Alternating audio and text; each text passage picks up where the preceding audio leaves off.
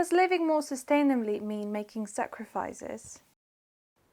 We seem to live in a culture which is about having more and more and doing things faster and faster. We live in a culture where politics and economics seems to assume a process of continual and unending growth. Consumer virtue, doing the right thing, seems to be consuming more and more goods in order to help the economy flow.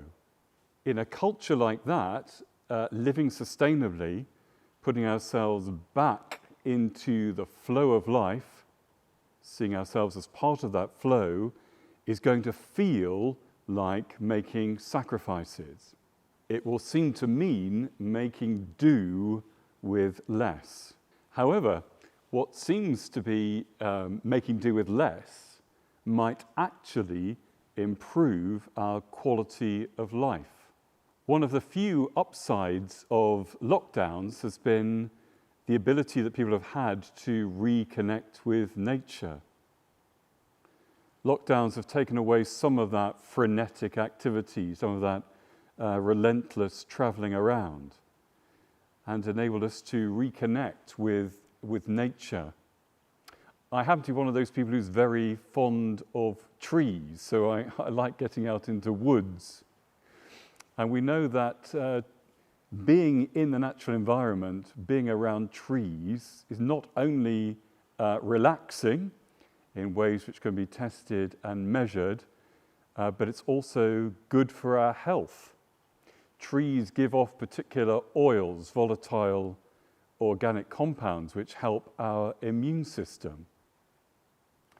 So what at first seemed like giving up some of the pace of life actually improves our quality of life and improves our health. From my perspective as a Christian thinker, it seems to me that the God complex which we contemporary human beings have is that we can transcend space and time.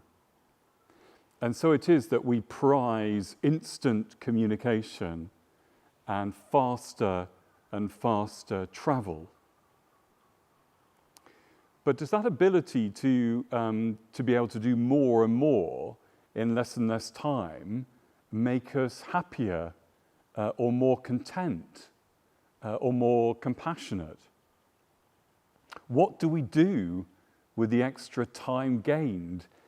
It seems to me what we do is we just add more and more activity, so we end up chasing our tails even more. So what might seem like sacrifice, what might seem giving up some of the things that we take for granted, might actually surprise us in terms of the return of quality of life. Having space and time for reflection, for relationship, for appreciation of the natural world.